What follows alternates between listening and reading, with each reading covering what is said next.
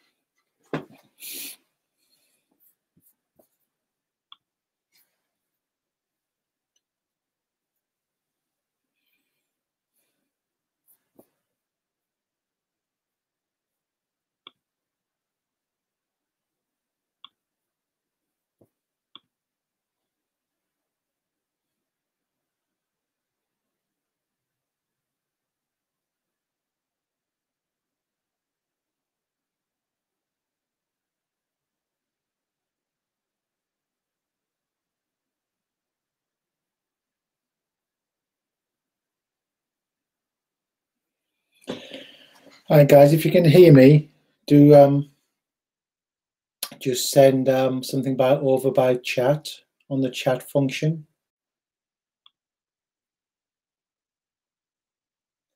Should be on the bottom right hand.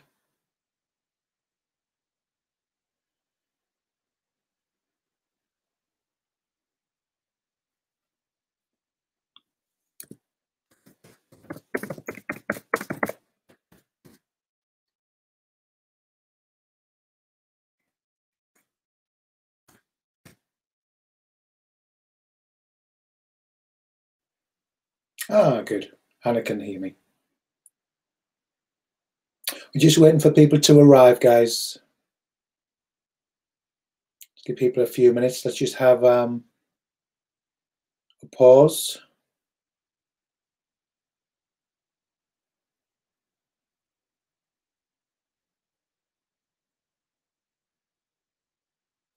You may have had a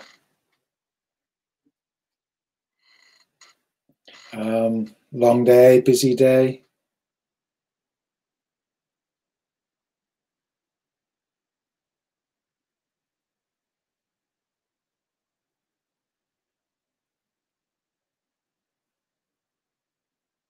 So just have a short pause, come back home. Quite often the eyes become very sort of hard and staring with too much stimulation.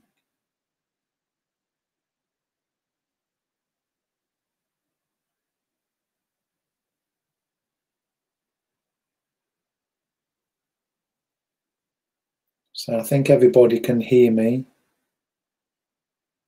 It's a slightly different system we're using because there was too many people for Zoom.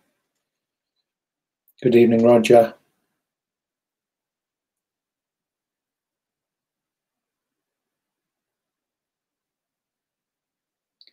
Hi, Sharon. No, I can't see you. I'm not supposed to. As long as you can hear me. Even if you can't see me, that doesn't really matter so much.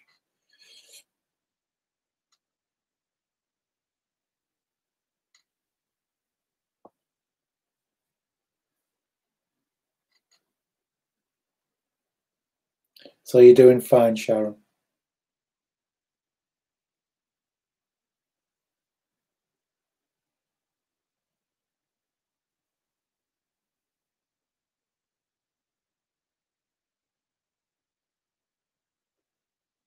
Hello, Joe. People from quite a few people from the weekend session. Yeah, keen.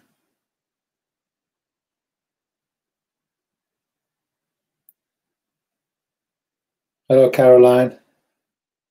Can you hear me now? And Kate, good.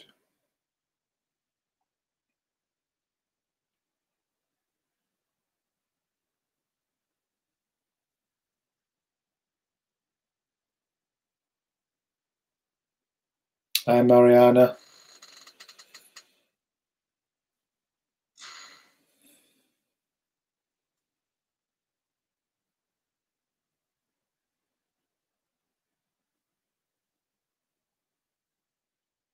Yeah, we did use Zoom for this, but we're getting too many of us, so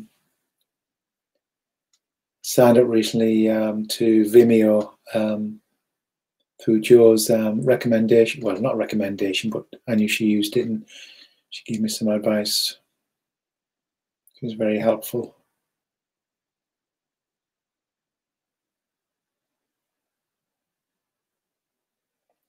So just check the time. Yeah, give people another couple of minutes. There are a few more people coming on. Some will watch the recording.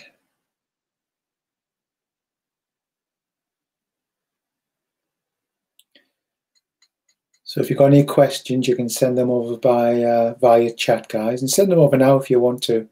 I will just leave them there until we're ready to deal with them. Good, Caroline.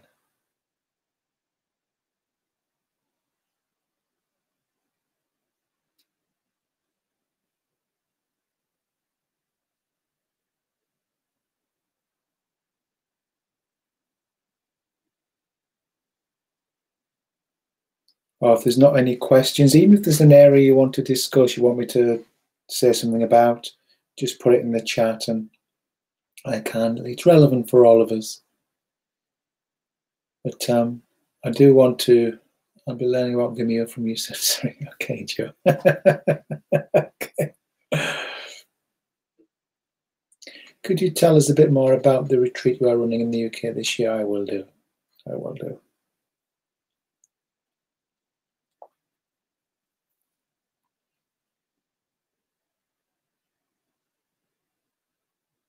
So, but I can't see you guys, so you can sit there in your dressing gowns or whatever you want with a glass of wine.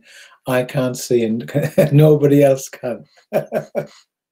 I'm not allowed a glass of wine, of course. This is just water.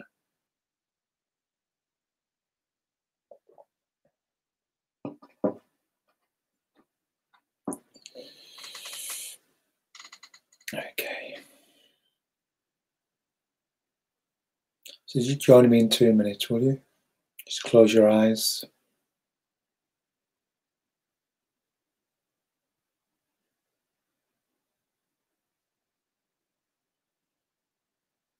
Feel your contact with the chair or the bed.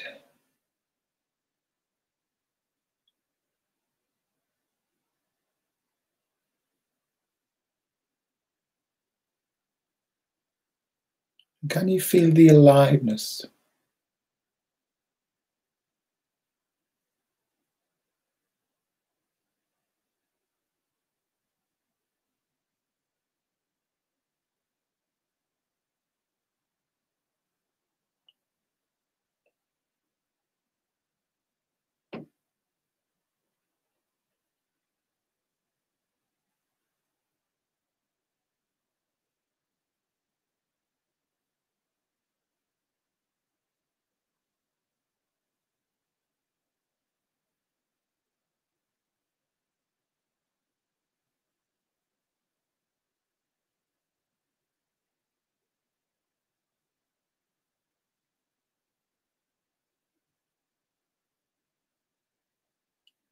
Feel that aliveness of the body. What's it like just to be alive before we are Sandra or Billy or Roger or Caroline? Just this basic aliveness.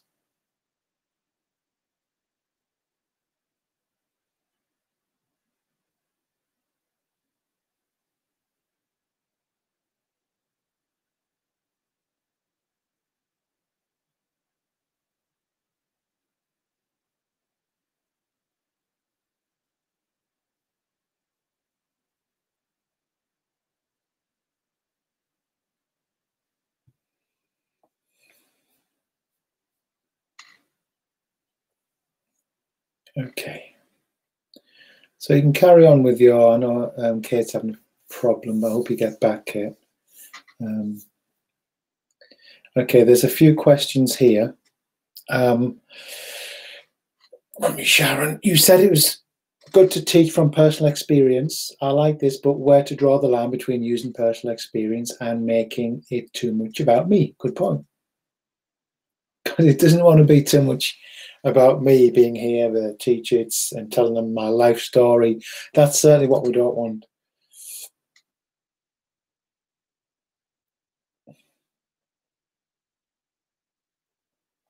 There's a bit of buffering for people. Hope you get back, Roger.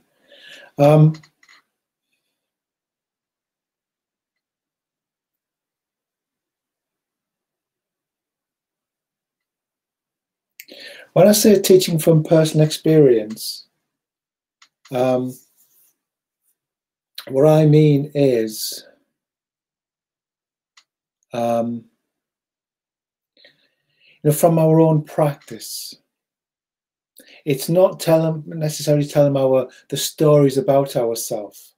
It's more that what we want is to, if there's a question answered, let's say somebody says, well, I don't understand mindfulness.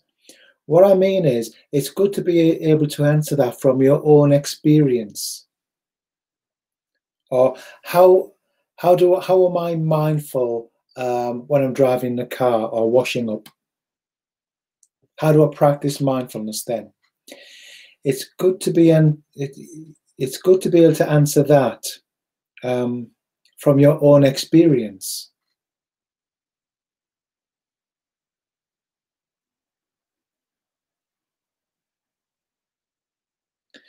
rather than from something you've heard. That's what I mean by teaching from personal experience. But by all means, I think it's good to include some anecdotes, some personal examples. I just use them sparingly. And if you're in touch with yourself, you know when it's about you. This is about me now. Let me bring it to an end. And if you're in touch and present, you know when telling your students something about yourself is elucidating something, is clarifying something.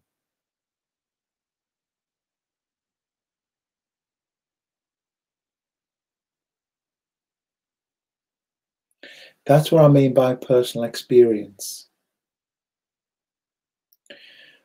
For example, I was doing some supervision with a student a while back, and she was saying that she was running the group, and the two people said they just don't know what mindfulness is about. They still don't get it. So what that means is they're trying to understand it with their head, that they're intellectualizing it. That's what that means.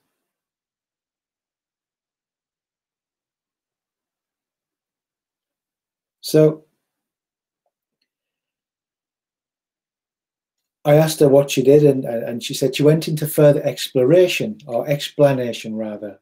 She tried to explain it again and again with more concepts, more, hey, what about this? What about that? And she saw by my face, I thought, oh dear. Okay. And what we can do in a situation like that is keep it simple. So what I asked her to do was feel her contact with the chair right now. And so what's to get or not get about that? You can't intellectualize that. It's very difficult. Mind you, some can. What do you mean, the chair?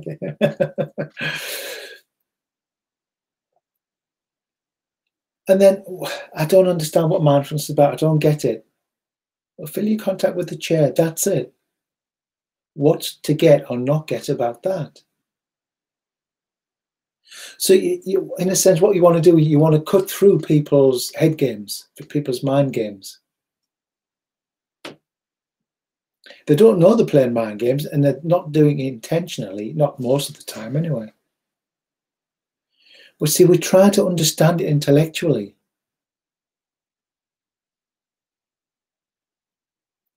And the concept is never the thing, is it? Understanding the words is not mindfulness itself. Like, you know, does the word apple taste like an apple? You know, does the word fire burn your mouth? Can you drink the word water? So what we want to do, guys, is give the students a taste of it. In meditation, when you're guiding meditation, what's going on? What's going on now? What's happening?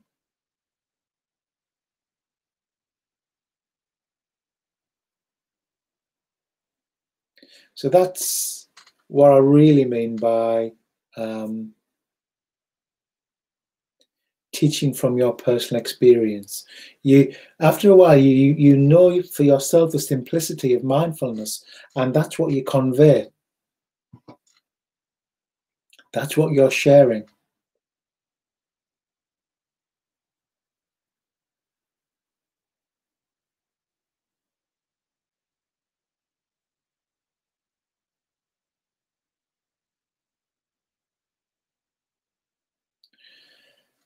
Please feel free to drop over any questions in relation to what we're talking about.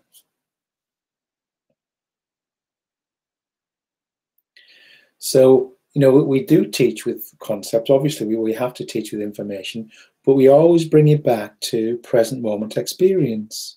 We bring it back to this. See, if you bring it back to this, to this, sitting on the seat, listening to the words, walking down the street, drinking tea, feeling sad, eating a cheese sandwich. If you bring it back to this, it's more difficult to intellectualize it.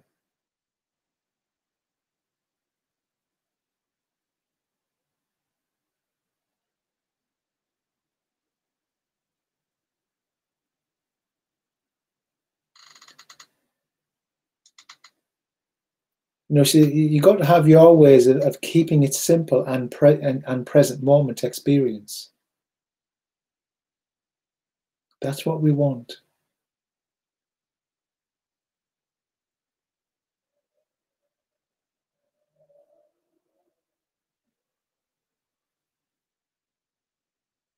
You know, that's why I pause a lot. It brings us back into the present moment experience. That's what it does. I don't like to talk people's heads off.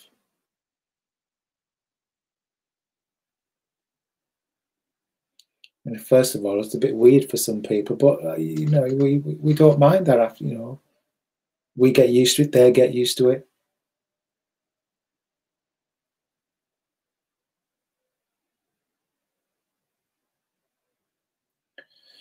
So if you keep in touch with yourself, you know when it's about you. And you can bring that to an end. You know, if you're stuck for something, ask them a question.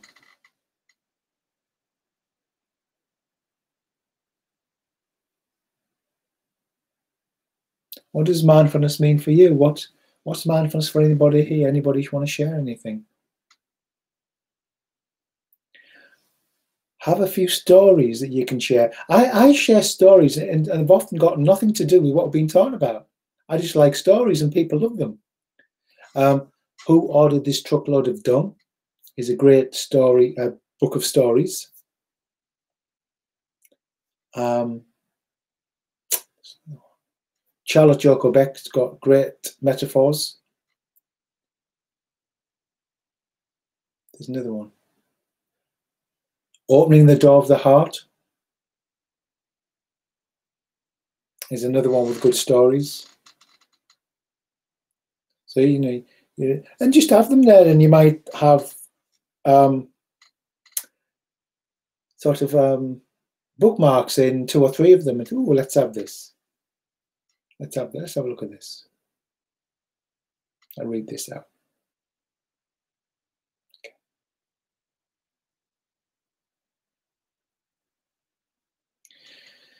Questioning the concept of the controller in our practice. Is this referring to the ego and our sometimes subconscious attempts to protect it? Yeah. So I'll read that again. The concept of the controller in our practice. Is this referring to the ego and our sometimes subconscious attempts to protect it? Yes.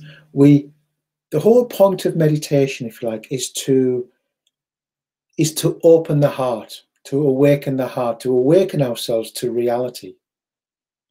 That's what it is. It's opening the doors and windows. That's what we are here to do. A newborn baby is not closed off. There's no controller. Now, there's nothing wrong with the controller. We need one. We need to be able to control things to protect ourselves, even psychologically. But a newborn baby is wide open, completely vulnerable. Now, we can't live like that. So at some point, it starts to develop a protective mechanism. A protector or a controller. So in voice dialogue, we call it the protector controller. Begins to develop and affects the child's behavior and ways of being, because some things are not allowed by mummy and daddy, or some ways of behavior are accepted by mummy and daddy more than others. We want to see mummy and daddy smile, don't we?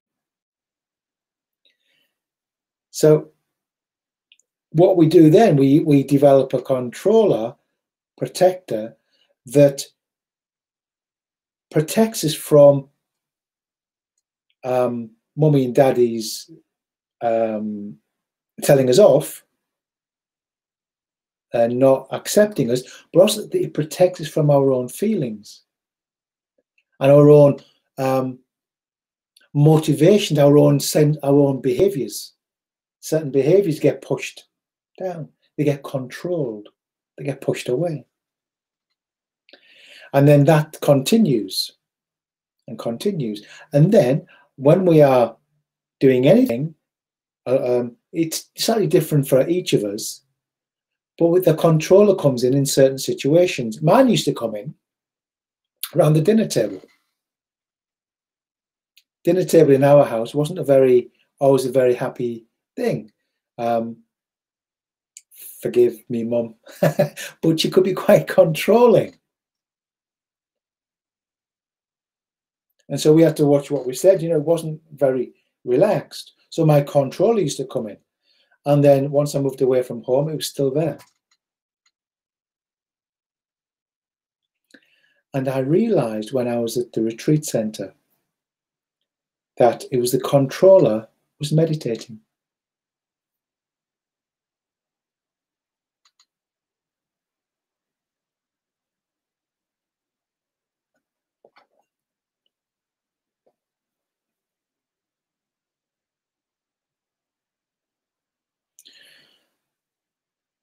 So we spend, you know, life after 4, 5, 6, 7, 8-year-old, we start to close down. We lose some of our life force. That's the growing up, become an adult. It's part of that. And we begin to meditate, and the ego can feel threatened by it because it's about opening up to the wonder of life once again, but with the functionality and intelligence of an adult. But the ego doesn't want it. And so all these mechanisms, and the controller is one, you can feel it in the body. When you walk into a situation, particularly a situation that you find uncomfortable, there it is. Whoop, whoop. There'll be a contraction.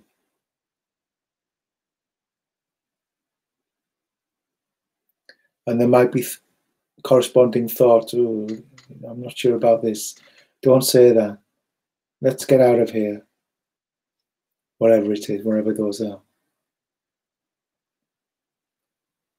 So what we can do in meditation is actually go there, and this is what we're showing our students. We want to be pointing out to this. That's why we label our thoughts. Having a thought, because labeling our thoughts reveals those patterns.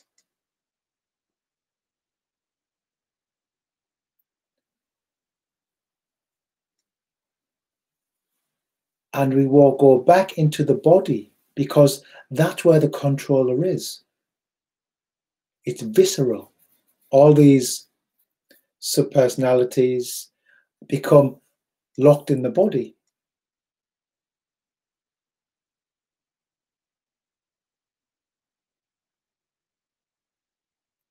And so we go to the body to begin to release it once again. That's why meditation is all about the body.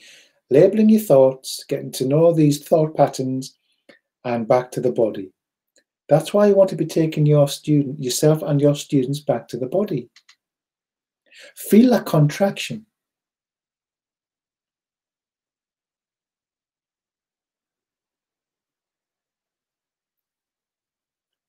Not just in meditation, but when you walk into a room, when you're with somebody you might feel a bit uncomfortable with, when you're in a new situation, when you're at a party, whatever your situation is.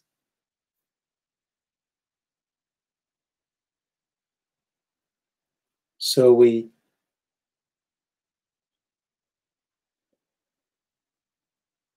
we walk into that situation and we can feel that maybe a tightness in the chest, or the shoulders begin to hunch, or we get a tight jaw. Ah, there it is. Okay. So we allow ourselves to be open to that closure, to that wanting to close down. Might be in your posture. Your posture might sink in a little.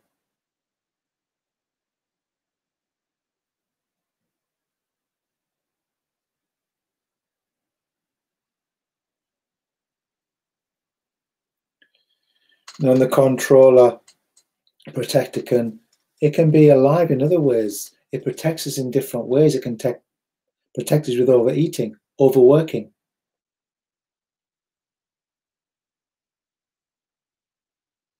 Pretending to be cool. I don't want to do that. I don't need to. Yeah, it has ways of protecting us from feeling uncomfortable. At the end of the day, that's what it's about. We don't want to feel uncomfortable.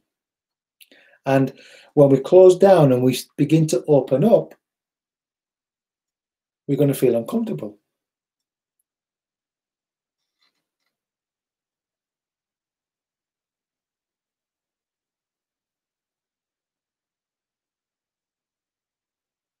I hope Roger and Kate are back with us. I know they had problems.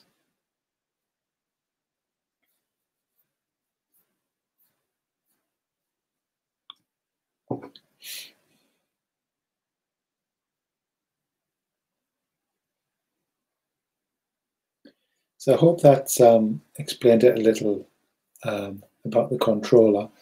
There's a wonderful technique called voice dialogue, and I wasn't planning on doing anything this evening, but you speak to those subpersonalities, and you get to know them and how they function. Okay, they're both back, but you can watch the recording. I will send you it.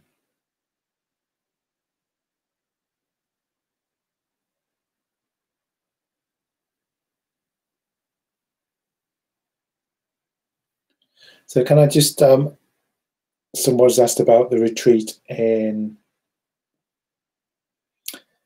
the UK in July. Basically, that's a 4-day silent retreat, the 1st to the 4th of July, 1st to the 5th of July.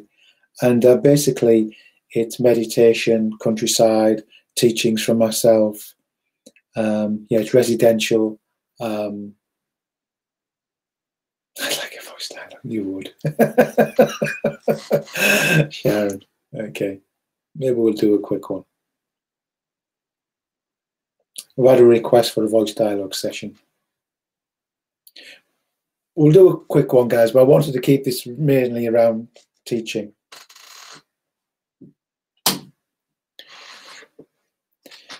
Before we do that, I just want to say, doing voice dialogue with children. Maybe we'll have a chat about it, Joe. I just want to talk, and we've just touched on it actually. What we're doing with our teaching, and this is, we want to be doing this ourselves, is working with what I call our systems. We all have a system, and the control protector is part of it. See, from a very young age, about 2, whatever, I'm not quite sure, we start to develop a strategy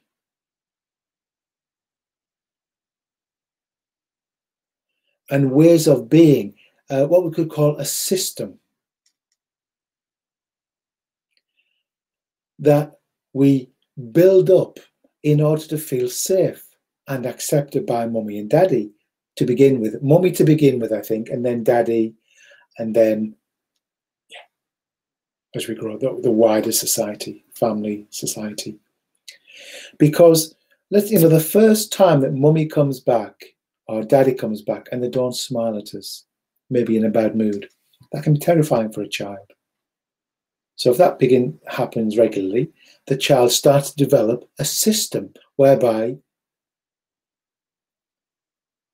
they endeavor to get a smile from mummy or accepted by mummy and daddy. They don't want to upset mummy and daddy. They don't want that look. That's too threatening to a child. So we begin to develop a system. Now, this system, it's not intellectually thought out. It's almost instinctive how we do this. And we learn that doing well at school pleases daddy. Doing well at home pleases mummy. Saying certain things gets a laugh or gets applause, or mummy and daddy smile at us. Doing other things, maybe getting angry, doesn't. Oh, that doesn't work. So let's not do that. So certain things get banished and certain things we cultivate because they work. And that becomes our system. And that becomes lodged in the body. It becomes lodged in every cell of the body. So it's automatic. And by the time we're, 12, teenagers, it's fully formed.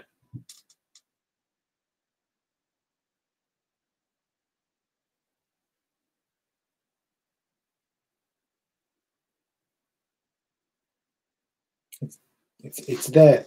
The system is up and running. Yeah, here we are at 28, 33, 46, 67.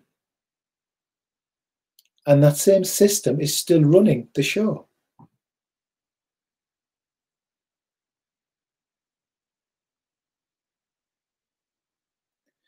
So we want to show our students how to work with it.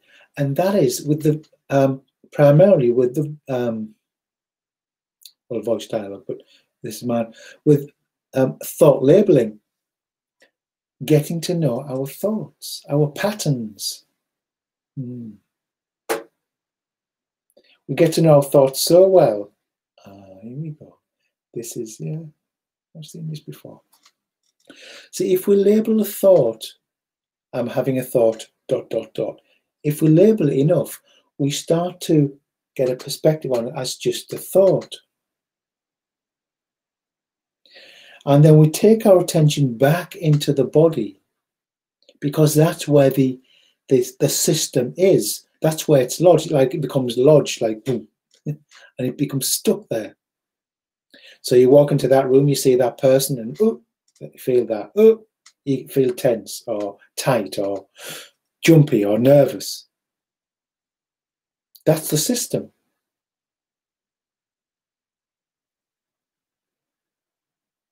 And so the protector controller will come along. Well, don't go over there because that makes you feel awkward. So we keep out of there. And then we live a smaller life. We have too many areas that are uncomfortable.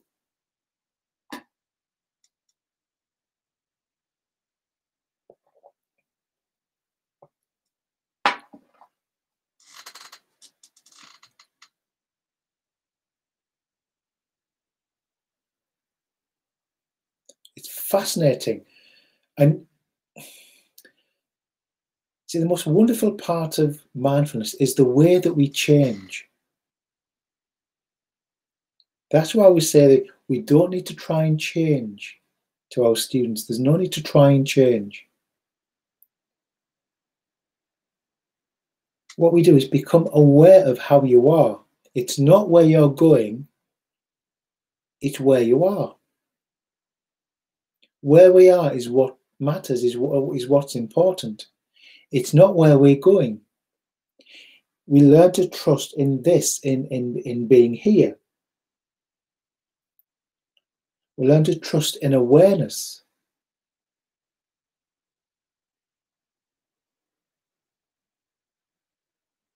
That's what we learn to trust in. The natural intelligence that runs this being, that runs this universe. It's something I've been really touching upon recently, this natural intelligence. I think I'm running this life. Your students think they're running this life. But what we're doing as teachers, we're taking them back. Just come back. What's your next thought going to be? You don't know. What's your next feeling going to be? You don't know. Trust in awareness. Learn to trust that we can stay with this sad feeling. We can notice our thoughts and not get so caught up with them. We can become aware of them.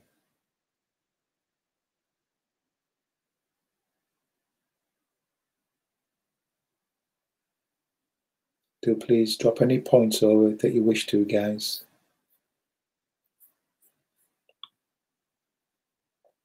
Any questions?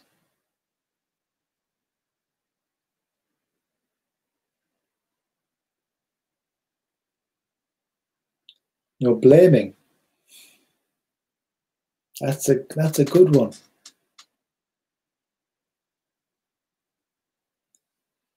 We blame others. Look out there for the problem. We'll blame others because we don't want to do that. One eye here, one external to us.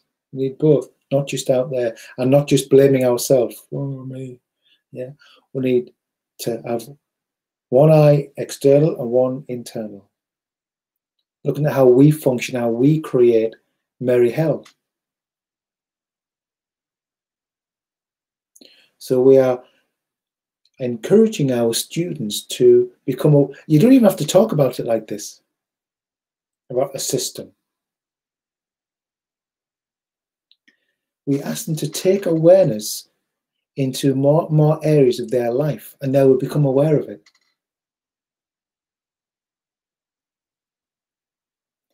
So at work, in the meetings, go into the meeting with a bit more awareness. Let's see what happens.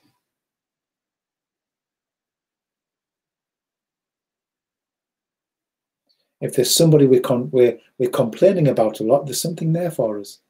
They've activated our system. Oh. Yeah.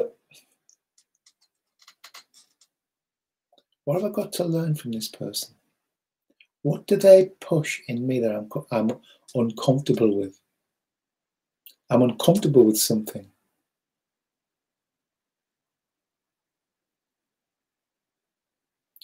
For instance, if it's a needy person, now we might not want to spend a lot of time with them, and that's fine. But if we find ourselves going over and complaining and gossiping and talking about them, you can guarantee there's something there for us to. If we have a big emotional reaction, there's something there for us to look at. We're not in touch with that needy part in ourselves. We've denied it. That's part of the system. People pleaser. Part of the system. If I please everybody, nobody will hurt me. If I'm perfect, then nothing can go wrong. If I can control everything and everybody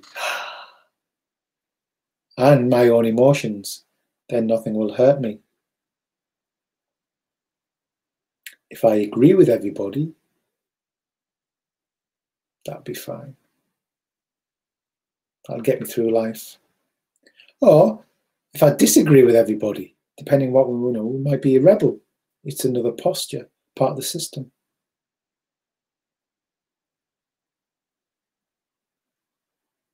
I'm not talking about not disagreeing with people, I'm talking about just being an automatic.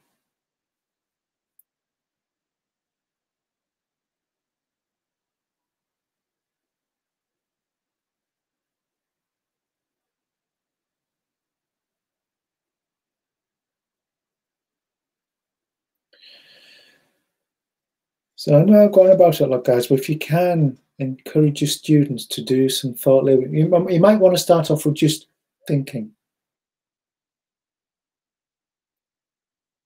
Because if we don't become aware of our thinking, we're not going to get very far. Thinking. At least we've acknowledged and identified what's happening rather than just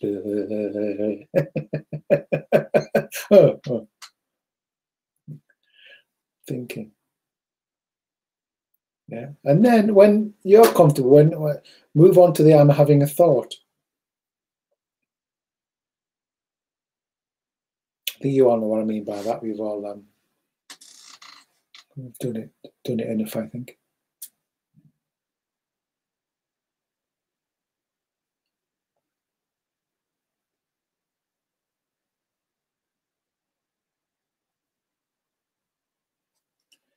Yeah, strategies. They run our life. Strategies we have long outgrown, but you know, they're still there. They're still doing their stuff.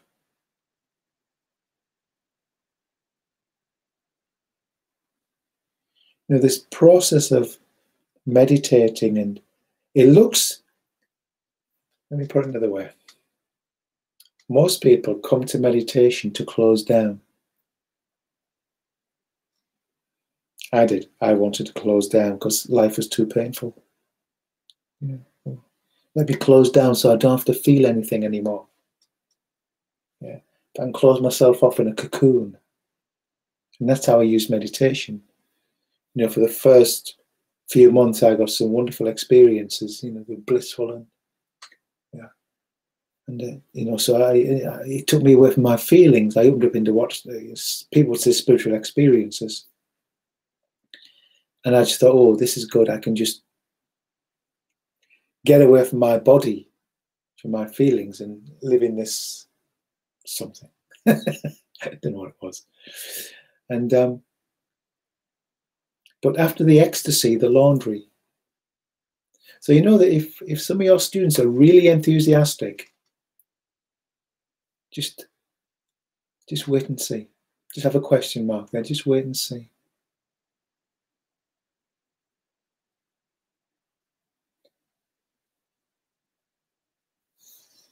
So what we're doing is we are not closing down through meditation. We're actually opening up to reality. But what we do, we observe and become aware of how we close down. And it's through blaming is one way of closing down. Thinking a lot, maybe complaining in your head about somebody, it's a way of closing down. It's them, not me. I can close down. I don't have to look at myself. So when you got blaming thoughts going on, label them. Having a thought, it's all his fault. He does that every time on a Tuesday morning. He's like that. Whatever. He really hurt me.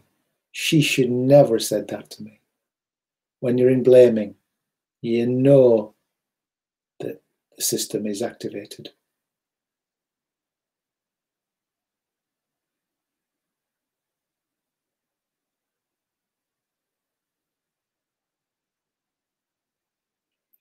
And the more and more that we, as teachers and practitioners, or practitioners first, teachers second, practice, the more aware we will be of our systems, of our strategies, and where they live in the body. How when you walk into a room with somebody you don't like, you curl your lip, or your right shoulder tenses, or whatever. We have a little, the body does think, ooh. Or our eyes open just a little. If somebody says something we don't like, interesting. You notice all these little ways of being. And we don't deny, we don't want to stop it happening, but we are right there with it. What about feeling, this is a good one. You walk into and you feel self-conscious or unconfident, like you want to say something but you can't. You daren't. You're scared.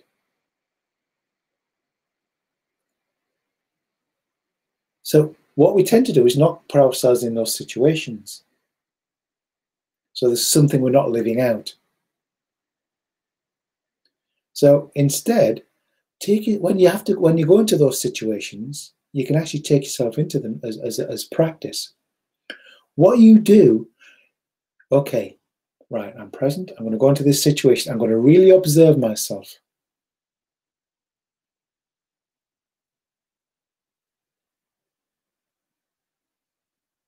Really observe mine. Really look at my thoughts and feel the feeling. That's how we move. We open up beyond them. We weaken their hold on us. But very interesting. I sometimes, when I am teaching, I get a vulnerable feeling. Just me in front of a group. I can't hide. Exactly. And you just hold that vulnerable feeling in awareness. And it might be in mid-sentence. It might be in meditation. It might be when you're explaining something. It doesn't matter. When we realize all eyes are on you. And that's as when we're teaching, that's also our practice. Just hold it. Oh, hello.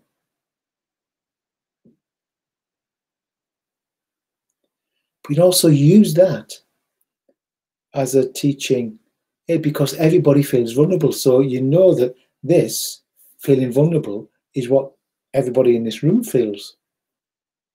So once you start practicing with it, you can hold it in awareness, notice the thoughts that come along with it, then you can share it with the group. What about when we feel vulnerable? That shaky feeling, the anxious quiver, like you've done something, maybe you feel like you've done something wrong, you're disapproved of.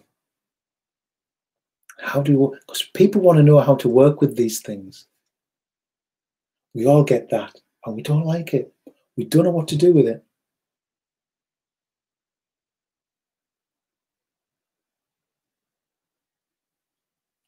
So what do we do with it?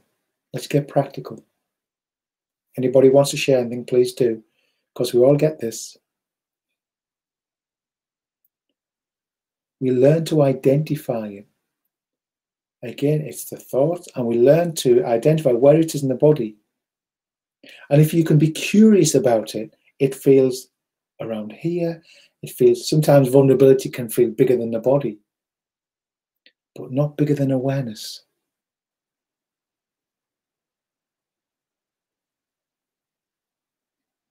Now, you might not be able to do that in the moment at first.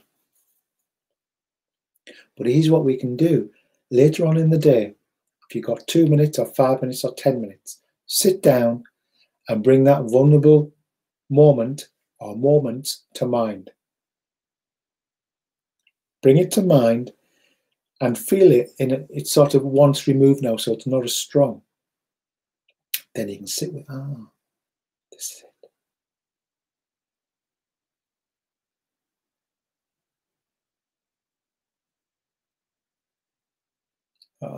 Okay. This is what it means to sit with a vulnerable feeling.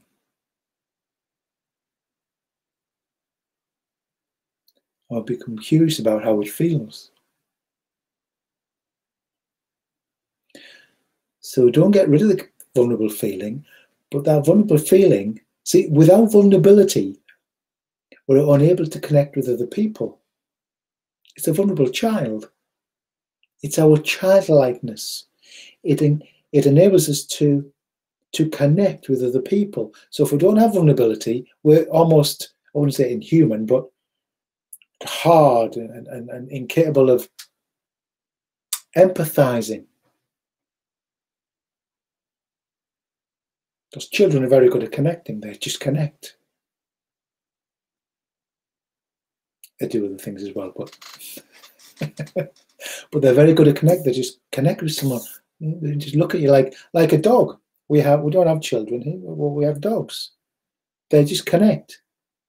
They haven't got the same barriers. And that's that vulnerability. That's why we love animals.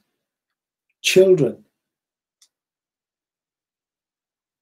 they don't have the same barriers as grown-ups do.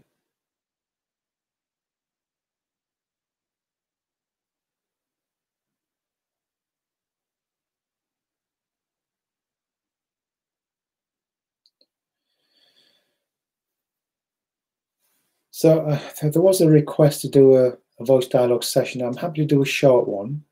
Just check on the time. Yeah, we've got time. But please send over anything else. We've got another 20 minutes, so we're not in a rush.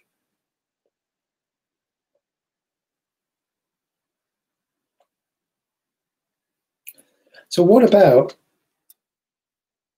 and only do this if you feel comfortable, okay?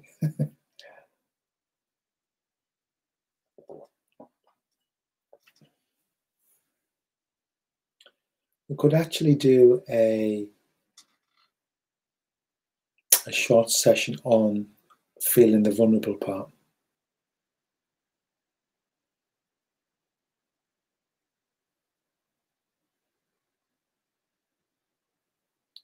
So what this entails, guys, is I asked to speak to the vulnerable part of you. Then you just shift in your seat.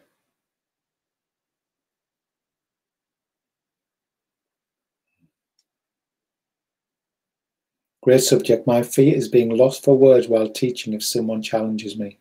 Yeah. We all have our areas of concern. And if you become more comfortable with the fear, you're home and dry.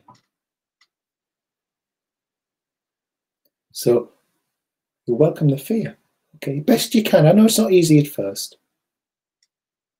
But notice the stories you tell yourself. What if someone says this? What if someone says that? What if this? What if that? But when you're in the moment and you're not lost in all those stories, something else comes. A response comes from wherever. Your natural intelligence. So I asked to speak to the vulnerable part. Then you just shift in your seat. Then I'm going to ask you questions. Just a minute, just a couple of minutes. That's all. Because obviously the vulnerable part can make us feel vulnerable. And I don't want to make us feel too vulnerable. Okay. If it gets too much, you just stop. So can I speak to the vulnerable part, please? Shift in your seat.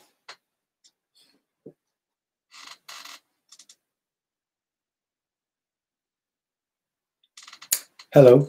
Say hello back. Speak to me. Speak to the screen. So you're the vulnerable part, are you? Yeah. And have you been around a long time in the life of the self, in his or her life? Yeah. And what's your role or purpose in the life of the self?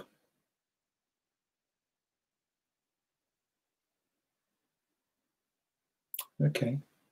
Okay. How does the self feel towards you?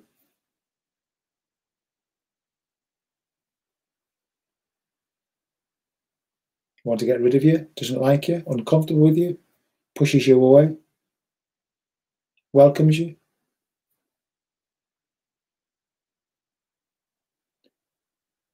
How old are you? The vulnerable self. 6, 8, 4.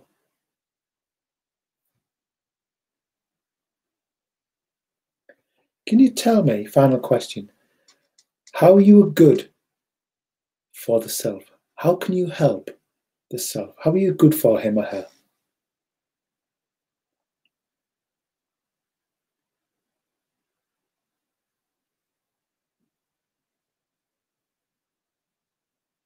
Okay. Is there anything else you would like to say whilst the self is listening? You don't often get this freedom, do you?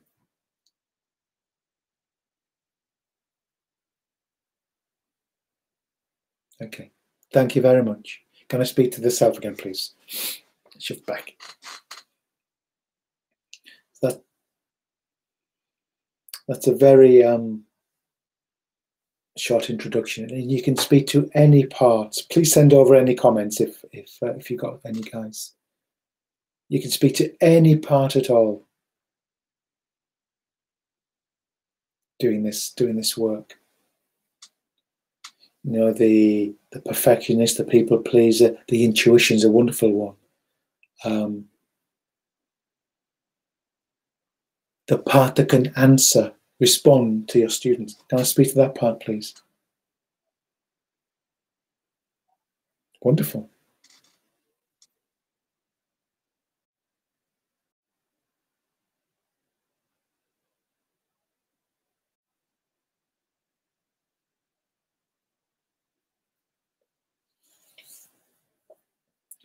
Because that's what frightens us, and we don't want to feel vulnerable.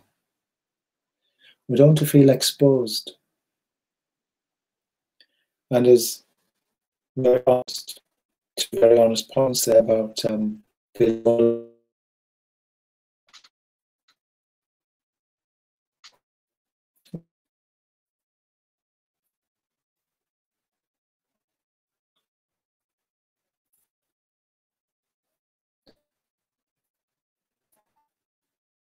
Yeah, well, sure, but powerful. I saw compassion for my vulnerable side, which I've never had. Yeah, me too. Absolutely.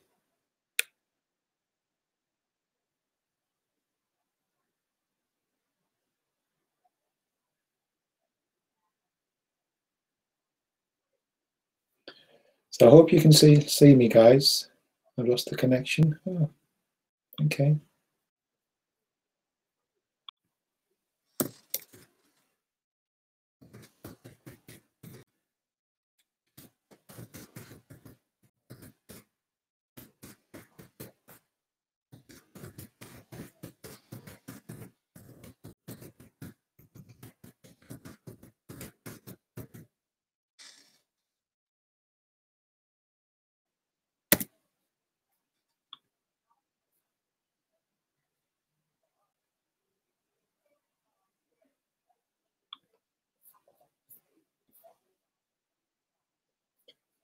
My vulnerable part has been well hidden. It's good to know that it's there to teach.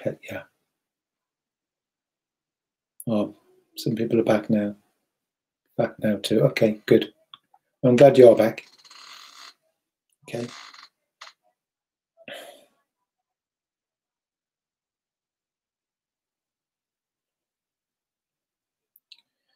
So you can actually do this yourself, guys. This it's a great thing to have as a teaching aid, and just to show people that it really highlights. What does it do? It breaks apart the personality. So see, the personality is made up of different parts, and so we see that the people pleaser is actually a part of me. It's not the whole of me. The vulnerable part is a part of me. It's not the whole of me, and it made me see why I was the way that I was, why I am the way that I am. Of course, because I'm made up of all these parts. And I saw that through mindfulness, through labeling my thoughts and becoming more aware, and through the voice dialogue too.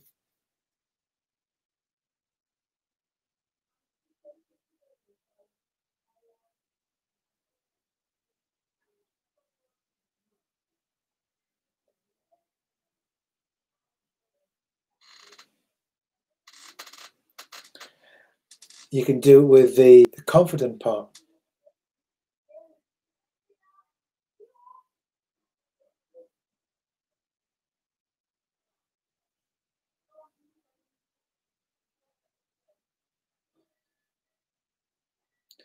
So any more questions? I don't want to make sure I answer any questions that you have. And I know there's somebody on here tonight who runs not dieting, but you know, workshops around eating, and you can do this with the part that overeats. Can I speak to the part that overeats? Speak to the part that overworks. You can do it with dreams.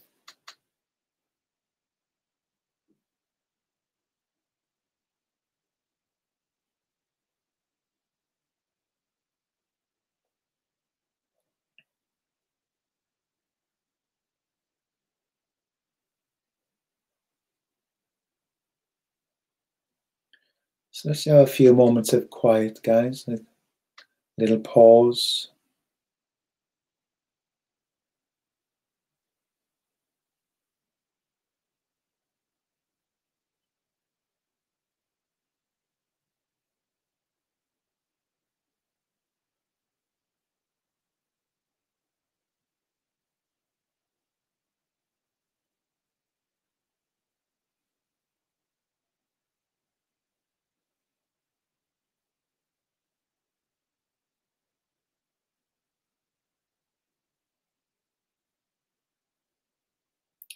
Yeah, I've just become aware that I'm fearful of writing a comment here. Very interesting. Something I'm curious about. Oh, yeah, see, that's the key. Curiosity is the key. Well, I'm curious about this feeling now.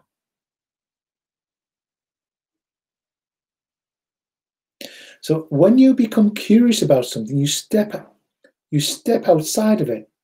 It's still there, but you step outside of it. Ah, mm.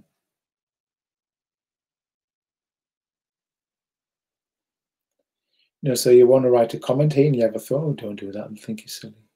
You've got nothing to say, or whatever it is, you've got nothing to say. So you label your thoughts. Having a thought, you've got nothing to say. And then that corresponding feeling will be in the body, because you don't have to be exposed.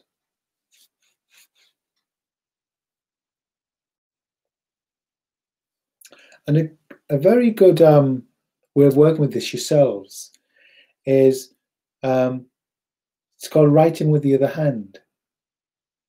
So you take a pen in your dominant hand, mine's my right, and I write to a part of me. Let's say it's the people pleaser. So, hello, people pleaser, how are you today? Pen in your left hand, and you just write back. You don't think about what you're writing. Get lost, I don't want to talk to you. Oh, well, why is that? I'm going to stay around anyway. I'd like to get to know you a bit. I feel vulnerable. Oh, you feel vulnerable. Tell me about it. And you just, like you would with a friend who's in distress, you just ask questions. That's what we do. Very, very simple.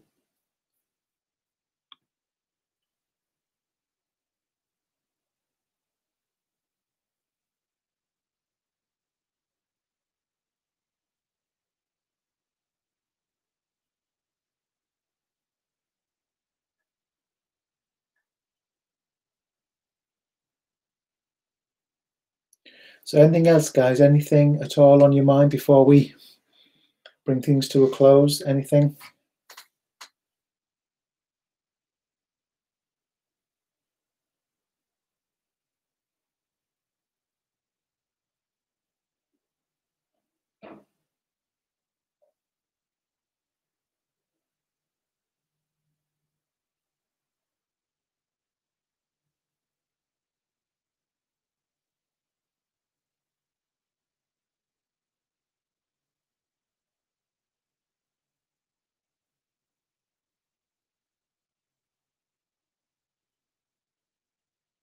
And the comment about my vulnerable part has been well hidden, and it's good to know that it's there to teach, help me. The vulnerable part is a teacher. Because if we listen to it, it's wise. It can read people. It's like the little child that sits back in the room and sort of observes, knows what's going on.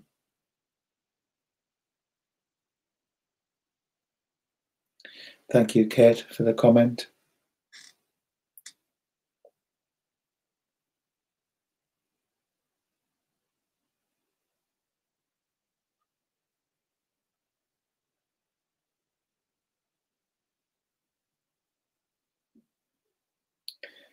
Thank you, some great insights tonight. Appreciate it. You're welcome, Roger.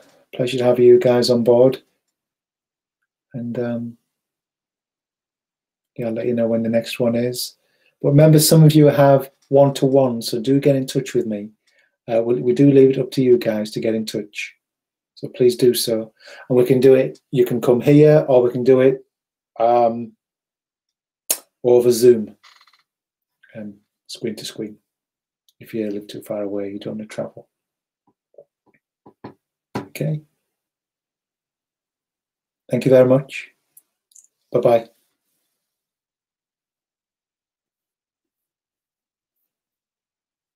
Thank you, Sharon.